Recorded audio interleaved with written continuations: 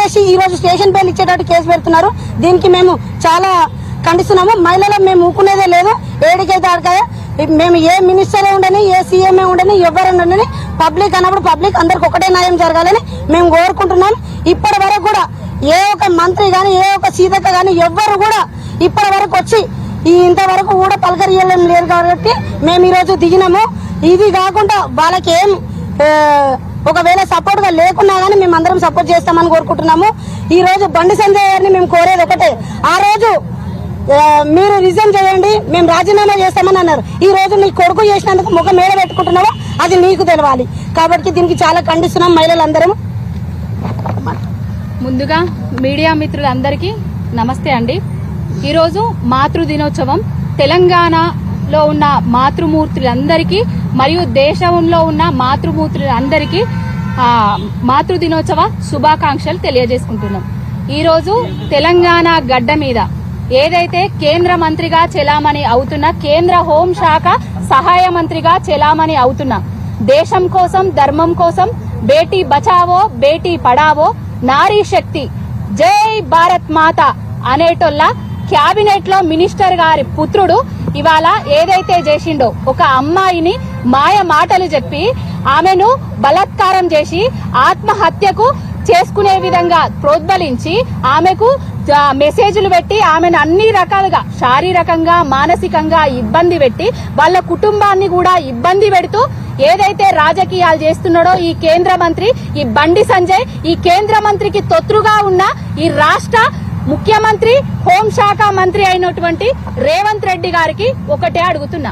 అన్న, రేవంత్ అన్నను అంటివి, మహిళలను కోటీశ్వర్లను చేస్తా అంటివి, మహిళల మీద అఘాయిత్యాలు జరుగుతున్నాయి, మైనర్ బాలికను పాడు చేసిండ్రన్నా, నీ అన్న కొడుకన్నా ఆయన మీద ఎలాంటి చర్యలు తీసుకుంటున్నారన్నా? 3 నెలల నుంచి ఆ తల్లిదండ్రులు పోలీస్ స్టేషన్ల చుట్టూ తిరిగినా కూడా కేసు బుక్ చేయలేదు. నిన్నటికి నిన్న కరీంనగర్ లో హైడ్రామాలు చేసి అక్కడేదో హనీ ట్రాప్ కేసు పెట్టి ఆ అమ్మాయి మీదనే, నన్ను బలాత్కరించిండు అనేసి చెప్పిన అమ్మాయి మీదనే హనీ ట్రాప్ కేసు పెట్టిర్రు. ఆ కేసు పెట్టిన తర్వాత మళ్ళా ఇక్కడ ఏదో బషీర్బాగ్ దగ్గర పోలీస్ స్టేషన్ లా కేసు రిజిస్టర్ చేసిర్రు. 24 ఏండ్ల పోరడు 17 ఏండ్ల అమ్మాయిని మాయమాటలు చెప్పి నమ్మించి మోసం చేసి ఆమెను నానా విధాలుగా చిత్రహింసలు చేస్తే ఫోక్సో చట్టం కింద బడా కేసులు పెట్టాల్సినోన్ని చిన్నగా స్టేషన్ బెయిల్ కేసులు పెట్టి ఆయనను కేంద్ర మంత్రి కొడుకు కాబట్టి అన్ని రాజకీయ పార్టీలు, ఏదైతే కేంద్రంలో ఉన్న బీజేపీ పార్టీ, రాష్ట్రంలో ఉన్న కాంగ్రెస్ పార్టీ ఆయనను ఏదో ఇరికించకుండా చేస్తున్నారు. అమ్మాయికి మేమందరము అండగా ఉన్నాం. మేము కూడా ఒక తల్లికి బిడ్డలమే, ఒక బిడ్డలకు తల్లులమే. ఆడపిల్లలు ఎవ్వరు కూడా బయటకు వచ్చి నా మీద గిట్లా చేసిండ్రు అని చెప్పరు. చెప్తున్నారంటేనే అర్థం చేసుకోండి. ఈ 2 జాతీయ పార్టీలు కలిసి ఆనాడు కేసీఆర్ గారు ప్రభుత్వంలో ఉన్నప్పుడు చీమ చిటుక్కుమన్నా కూడా వాలిపోయే ఆ రీల్స్ అక్క, ఆ పిచ్చి గ్యాంగు ఎక్కడ కనబడతలేదు. అమ్మాయికి అన్యాయం జరిగితే మీకు కూడా ఆడబిడ్డలు ఉన్నారు కదా అమ్మా, ఎవరెందుకు మాట్లాడతలేరు? ఎందుకు నోట్లో బెల్లం గడ్డలు పెట్టుకొని ఇట్లా కూర్చున్నారా? మనకు జరిగితే ఒక లెక్క, పక్కోళ్లకు జరిగితే ఒక లెక్కనా? న్యాయ వ్యవస్థలు ఎవరికైనా భారతదేశంలో ఒకటే లెక్క ఉండాలి. అది కేంద్ర మంత్రి అయినా లేకపోతే ఆటో డ్రైవర్ కొడుకు అయినా కూడా చట్ట ప్రకారంగా ఆయన మీద కేసులు బుక్ చేయాలి, కేంద్ర మంత్రి కొడుకు మీద కేసులు బుక్ చేయాలి, జీవిత ఖైదు విధించాలి, అమ్మాయికి న్యాయం జరగాలి. ఈ పోలీసు వాళ్ళందరూ ఆ అమ్మాయి కుటుంబానికి రక్షణ కల్పించాలి. ఆ అమ్మాయికి రక్షణ జరిగే వరకు, న్యాయం జరిగే వరకు మేము ఆ అమ్మాయి తరపున పోరాడుతూనే ఉంటాం. భారత్ మాత అనేటోళ్ళు ఒక్కసారి మీరు భారత్ మాత బిడ్డలైతే ఆ అమ్మాయికి న్యాయం చేయండి అని కోరుకుంటున్నా. సెలవన్నా. అందరికీ ధన్యవాదాలు. మీడియా మిత్రులందరికీ ఈరోజు బీజేపీ పార్టీ, కాంగ్రెస్ ఏంటండి చెప్పు. అప్పుడు ప్రధానంగా ఏంటంటే అమ్మాయి కేసు రిజిస్టర్ చేసుకుంటలేరు, మీరు కాల్చే ప్రయత్నం చేస్తున్నారు. ఆ అమ్మాయి ఈ రోజు హనీ ట్రాప్ అని తప్పు ట్రాప్ పట్టిస్తున్నారు. ఈ రోజు సెంట్రల్ గవర్నమెంట్ శాఖలో ఉన్న హోంశాఖ తీసుకున్న బండి సంజయ్, ఇక్కడ హోంశాఖలో ఉన్న రేవంత్ రెడ్డి బడేబాయి చోటాబాయి లాగా పనిచేస్తున్నారు. ఇద్దరు బి పార్టీలుగా పనిచేసుకుంటూ నీరు కాల్చే ప్రయత్నం చేస్తున్నారు. ఎందుకు మీరు కేసులు బుక్ చేసుకుంటలేరు? ఎందుకు దీని మీద నీరు కాల్స్తున్నారు? ఒక మైనర్ బాలిక మీద ఈ రోజు మైనార్ బాలికను కూడా పట్టించుకోకుండా పాపం ఒక ఆడపిల్లని ఆవేదన చూడకుండా పెద్ద పెద్ద బడబాయిలు కలిసి ఈ రోజు నీరు కాలుస్తున్నారు. ఇక్కడ మహిళా సంఘాలకు మేము అదే ఉన్నాము. ఈ రోజు మేము బీఆర్ఎస్ పార్టీ తరఫున మాట్లాడుతున్నాం. మహిళల మంత్రం న్యాయం జరిగిన దాకా పోరాడతాము. ఈ రోజు చట్టాలను వాళ్ళు చుట్టాలుగా మార్చుకుంటున్నారు. ఇద్దరు హోంశాఖలు, సెంట్రల్ గవర్నమెంట్, స్టేట్ గవర్నమెంట్ ఏం చేద్దాం అనుకుంటున్నారు. ఈ రోజు చూస్తున్నారు దిల్సున్నాలో సుమతి మేడం పోయింది, పోకిరీలు వెంటాడుతున్నారు.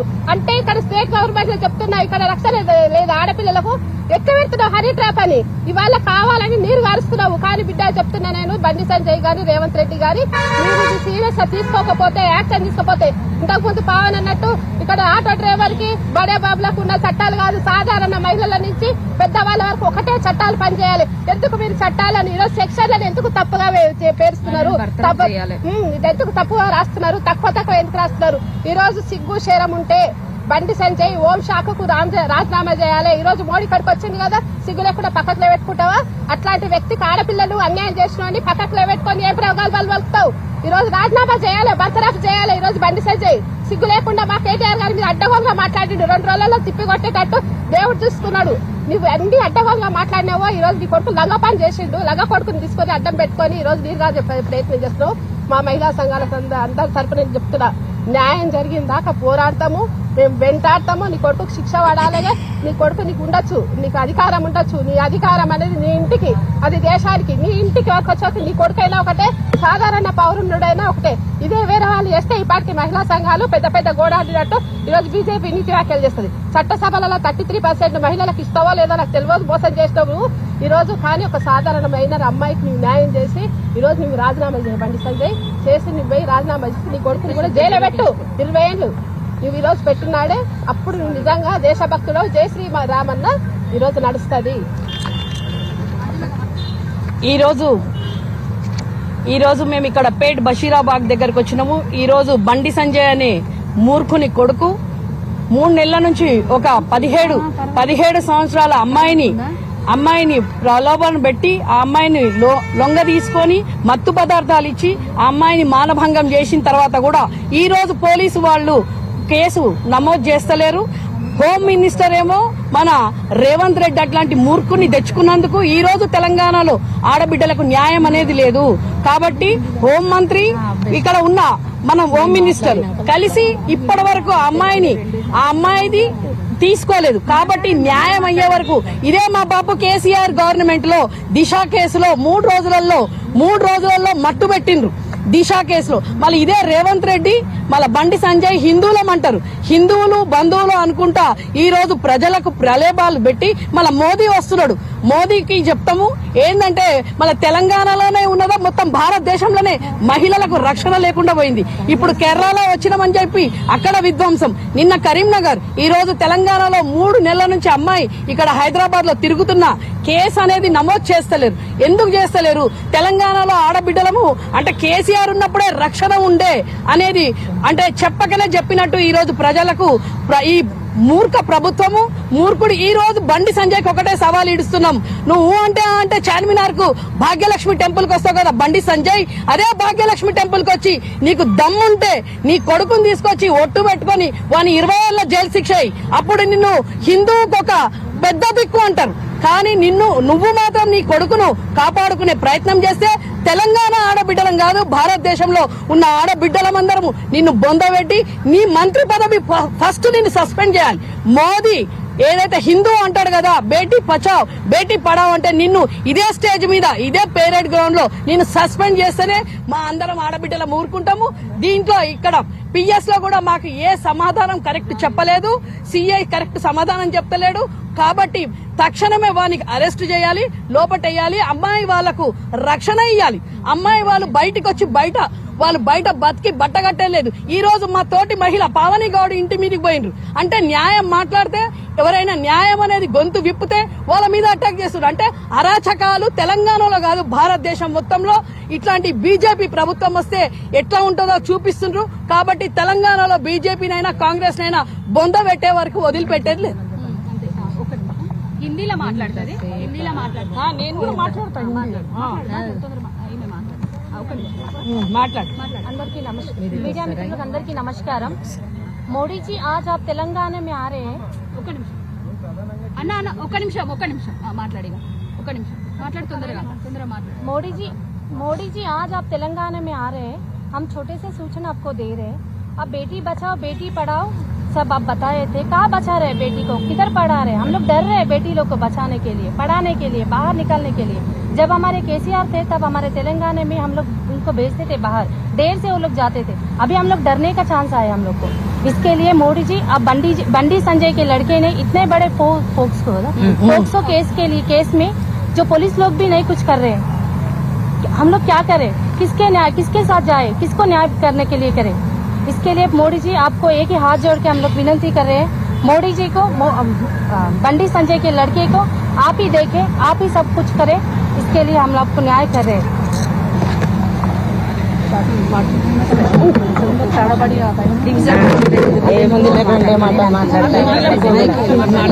డివిజన్ వాళ్ళ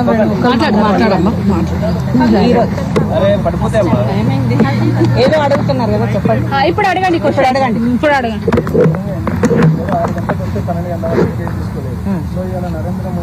6 గంటలకు కాదు, 3 నెలల నుంచి అదే సభ సాక్షిగా నేను కిరోసిన్ పోసుకొని చనిపోతా కేసు తీసుకుంటా అని చెప్పింది. దాని వల్లనే కేసు తీసుకున్నారా లేకపోతే ఎట్లా చూడొచ్చు? అయితే ఈ రోజు ఏదైతే మేము కొంపెల్లి నివాసం ఉంది, అమ్మాయి బాధితురాలు కొంపెల్లి నివాసి, ఆ నివాసి 2 రోజులు కాదు, ఇది 90 రోజులు, గత 3 నెలల నుండి ఆ అమ్మాయిని వాడుకొని బెదిరించి ఆమెకు మత్తు పదార్థాలు ఇచ్చి రకరకాలుగా శారీరకంగా మానసికంగా వాళ్ళని ఆ అమ్మాయిని ఇబ్బంది పెట్టి, అది కూడా 17 సంవత్సరాల అమ్మాయి, కాలేజీలో కూడా ఆయనకు అదుపు ఏదీ లేకుండా విచ్చనివిడి. ఇప్పుడు ఎంక్వైరీ చేద్దాం, దమ్ము ధైర్యం ఉంటే రాష్ట్ర హోంశాఖ దగ్గర పెట్టుకున్న రేవంత్ రెడ్డికి నేను సవాల్ ఇస్తున్నా, దమ్ము ధైర్యం ఉంటే నీ బృందాన్ని రమ్మను, నీ అక్క నీ చెల్లె అని అసెంబ్లీలో నవ్వుకుంటూ ఎగతాళి చేస్తూ సపోర్ట్ తీసుకొని మాట్లాడతావు కదా రేవంత్ రెడ్డి. అలాగే ఈ రోజు పీఎం గా వస్తున్నారు కదా, నువ్వు ఆడబిడ్డలంటే చాలా గౌరవం అంటావు. ప్రధానమంత్రి గారికి నేను చెప్తున్నా, దగ్గర పెట్టుకొని హోంశాఖ ఇచ్చిన బండి సంజయ్ కొడుకు ఏమని ఇచ్చావు హోంశాఖని? ఆయనకు హోంశాఖ ఇచ్చి బండి సంజయ్ కొడుకును హైదరాబాద్ మీద ఏదో చూసి అమాయకులను చూసి అమాయకుల పిల్లల్ని అన్యాయంగా వాడుకో, బలి చేయి, గట్టిగా వాళ్ళు ఏమన్నా నిన్ను అడిగితే ఉల్టా కేసు బనాయించమని చెప్పినారా? ఏమనంటే కౌశిక్ రెడ్డి మీద ఉరుకుతావు కదా బండి సంజయ్, నీకు సిగ్గుస్వరం ఉందా? ఒక అమ్మకు పుట్టిన కొడుకువేనా? నిజంగా అయితే అమ్మకు అయ్యకు పుట్టిన కొడుకువైతే నీకు హిందూ మీద గాని, నీకు ప్రజల మీద గాని ఎలాంటి విశ్వాసం ఉన్నా, నీకు దమ్ముంటే అమ్మకు పుట్టిన కొడుకువైతే రా, మేముంటాం కొంపెల్లి, ఇదే పేట్ బషీరాబాద్ లో మేముంటాం, మేమందరము మీ ముందే ఉంటాం, మీ మధ్యలో ఉంటాం. అమ్మాయి వాళ్ళ ఇంటికి వెళ్దాం. వాళ్ళని ఎన్ని రకాలుగా మీరు బెదిరిస్తున్నావు? నీ బలం చూపించి రాష్ట్రాన్ని వాడుకుంటున్నావు, నీ బలాన్ని చూపించి కేంద్రాన్ని వాడుకొని ఈ ప్రభుత్వంలో ఉన్న పోలీస్ అధికారులను గంప కింద కమ్మి పెడుతున్నావు. ఒరే, నువ్వు అమ్మకాయ కొట్టుంటే దొంగ నా కొడుక, నీ కొడుకుని తీసుకొని వచ్చి కోర్టులో నువ్వు పోలీస్ స్టేషన్ కి హ్యాండ్ ఓవర్ చేసి అందరికి పోకో చట్టం ఎట్లయితే వర్తిస్తుందో నీ కుటుంబం కూడా వేరు కాదని, నువ్వు దాంట్లో నిజంగా కూడా నువ్వు అమ్మవారి గుళ్ళని తలుస్తావు కదా, నేను హిందువుని అంటావు కదా. హిందువుగా కాదు, ఒక అయ్యకు పుట్టిన కొడుకు అయితే నీకు ధైర్యం దమ్ముంటే కాంగ్రెస్ వాళ్ళకు సవాల్ ఇస్తున్నాం, ఇక్కడ బీజేపీ వాళ్ళకి చెప్తున్నాం, ఇద్దరు కలిసి రండి, మేము కూడా ఉంటాం మహిళలుగా, మేము కేవలం ఒక ఆడబిడ్డలకు జన్మనిచ్చిన తల్లులుగా ఉంటాం, రండి ఎంక్వైరీ చేద్దాం. నువ్వు సిఐని గాని పోలీస్ డిపార్ట్మెంట్లను గాని నువ్వు ఫోన్లు చేసి ఫోన్ల ద్వారా నీకు ధైర్యం ఉంటే నీ ఫోన్ కాల్స్ తోని ఎన్నిసార్లు ఐపీఎస్ కు ఫోన్ చేసావు, నీ ఆత్మ మీద చెయ్యేసి ఆ ఆత్మ విమర్శన చేసుకో.